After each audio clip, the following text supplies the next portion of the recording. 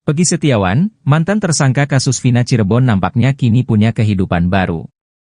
Bahkan, pemuda yang tinggal di Desa Kepongpongan, Kecamatan Talun, Kabupaten Cirebon, pada Minggu, 14 Juli 2024, kini menjadi idola baru warga. Pegi Setiawan yang awalnya hanya sebagai kuli bangunan yang tak dikenal banyak orang. Kini, nasibnya tampak berubah drastis. Banyak warga yang saat ini mengenal sosok Pegi Setiawan. Sejak dibebaskan Polda Jabar usai menang pra-peradilan, rumah Pegi Setiawan tak pernah sepi. Tak hanya warga sekitar, rumah sederhana Pegi Setiawan itu ramai didatangi warga dari berbagai daerah. Bahkan terbaru, puluhan ibu-ibu pengajian mendatangi rumah Pegi Setiawan. Pegi nampaknya menjadi idola baru kaum emak-emak. Mereka sengaja datang jauh-jauh dari Indramayu untuk bertemu langsung Pegi Setiawan. Para emak-emak ini membawa tumpeng sebagai bentuk syukuran atas kebebasan Pegi Setiawan yang telah dinyatakan bebas oleh hakim dalam sidang pra-peradilan di Pengadilan Negeri Bandung. Kedatangan rombongan emak-emak ini disambut hangat oleh keluarga dan tetangga Pegi Setiawan. Mereka menggelar acara syukuran dan makan bersama sebagai ungkapan rasa syukur atas kebebasan Pegi Setiawan yang selama ini dianggap tidak bersalah dalam kasus pembunuhan Vina dan Eki Cirebon pada tahun 2016. Kami datang dari Indramayu dengan membawa tumpeng sebagai bentuk syukur atas kebebasan Pegi. Kami merasa senang dan bahagia akhirnya keadilan bisa terwujud, ujar Rita, 45 tahun, salah satu emak-emak dari Indramayu, Minggu, 14 Juli 2024. Acara syukuran ini juga diisi dengan doa bersama yang dipimpin oleh tokoh masyarakat setempat.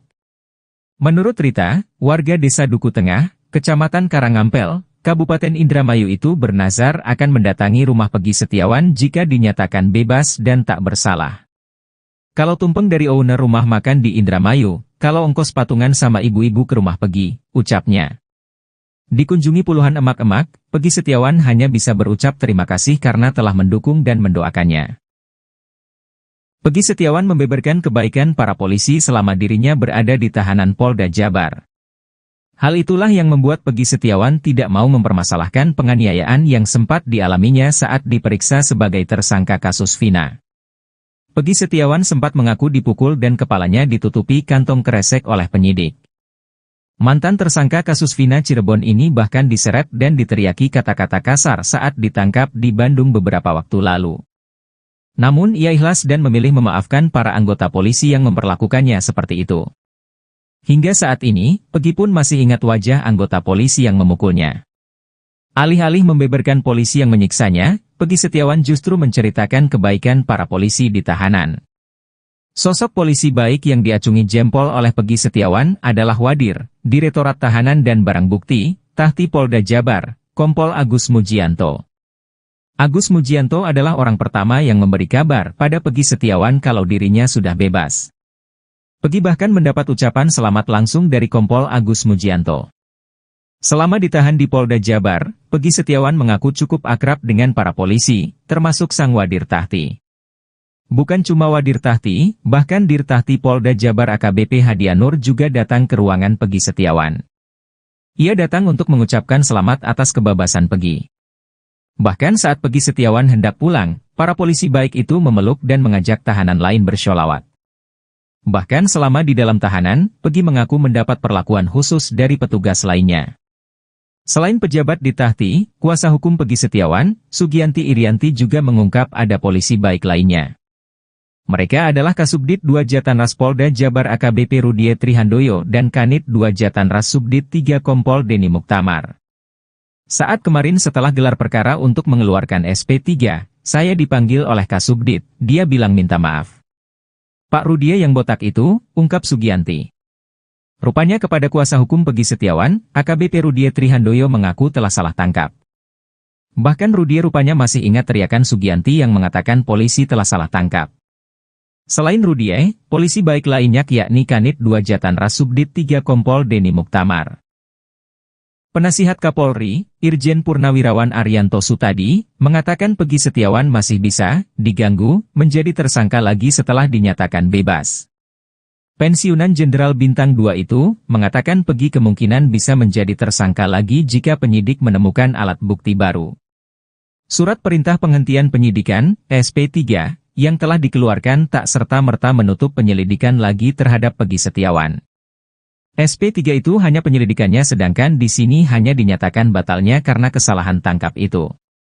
Kepolisian masih bisa melakukan penyelidikan lagi di kemudian hari kalau mempunyai bukti-bukti yang baru yang dimiliki, ujar Arianto pada Minggu, 13 Juli 2024. Arianto juga merujuk kepada peraturan Mahkamah Agung, Perma. Namun, pengacara 5 terpidana, Oto Hasibuan mengatakan agar polisi jangan gegabah dalam bertindak. Ia mewanti-wanti untuk tidak jatuh ke lubang yang sama. Jika keputusan peninjauan kembali dikabulkan sementara polisi tengah melakukan penyelidikan ulang terhadap Peggy, maka polisi bisa melakukan blunder kedua kalinya. Ia menyarankan untuk pihak kepolisian tidak terburu-buru menggelar penyelidikan. Sedangkan Hotman Paris menjelaskan peluang Peggy Setiawan kembali dipanggil saksi lalu ditetapkan sebagai tersangka dan ditahan oleh Polda Jabar. Hotman mengaku Peggy Setiawan kini dapat menghirup udara bebas. Tetapi hal itu terkait bebas perkara pra-peradilan. Hotman menilai hakim pra-peradilan hanya melihat Peggy Setiawan belum diperiksa sebagai calon tersangka atau saksi dalam kasus Vina Cirebon. Namun, penyidik langsung menetapkan Peggy Setiawan sebagai tersangka. Oleh karena itu, Hotman menyebutkan dua kemungkinan pasca putusan pra-peradilan. Kemungkinan pertama, penyidik kembali memeriksa Peggy Setiawan dengan mengikuti hukum acara yang benar. Yakni, memanggil Peggy Setiawan sebagai saksi, menetapkan tersangka dan melimpahkan ke kejaksaan. Hotman pun mengungkapkan kemungkinan Peggy Setiawan hanya sebentar menghirup udara bebas. Kemungkinan kedua, lanjut Hotman, pimpinan Polri memutuskan kasus Vina tidak dilanjutkan. Keberadaan Ibtu Rudiana, ayah Eki mendadak jadi misteri. Bar hilang ditelan bumi, Ibtu Rudiana tak bisa ditemui pasca viral kasus Vina hingga bebasnya Peggy Setiawan. Bahkan anak buahnya sendiri saja tidak mengetahui keberadaan Ibtu Rudiana. Sebagai informasi, Ibtu Rudiana adalah ayah Eki, korban tewas dalam kasus Vina di Jembatan Talun Cirebon pada Sabtu 27 Agustus 2016 silam. Saat ini Ibtu Rudiana menjabat sebagai Kapolsek Kapetakan Cirebon. Dalam pencarian, anak buah Ibtu Rudiana di Polsek Kapetakan pun tak mengetahui. Dari pagi belum datang, kata petugas Polsek Kapetakan. Ia menduga Ibtu Rudiana tidak ke kantor karena ada kegiatan di Polres Cirebon. Ada kegiatan di Polres. Barangkali, katanya. Menurutnya jika memang tidak ada kegiatan di Polres Cirebon, Ibtu Rudiana pasti datang ke Polsek Kapetakan. Kalau gak ada kegiatan di Polres ya ke sini, katanya. Sementara itu hasil penelusuran, Ibtu Rudiana tinggal daerah Kelurahan Sutawinangan, Kecamatan Kedaung, Kabupaten Cirebon. Pantauan tribunnews.bogor.com, rumah Ibtu Rudiana berpagar coklat dengan list putih. Namun sayang beberapa kali diketuk tak ada satu orang pun yang keluar dari rumah Ibtu Rudiana. Iya betul itu rumahnya, kata tetangga. Menurut tetangga, sejak kasus Vina Cirebon heboh Ibtu Rudiana sudah tak pernah terlihat lagi. Semenjak kejadian itu tutup aja gak pernah keluar, katanya. Padahal biasanya, Ibtu Rudiana rajin melakukan sosialisasi dengan tetangga sekitarnya. Biasanya sih sering jalan-jalan. Sholat Jumat biasanya, kata tetangga. Menurutnya Ibtu Rudiana memang sudah lama tinggal di rumah tersebut. Udah lama banget ya. Istrinya orang sini, katanya. Kapolda Jawa Barat Irjen Pol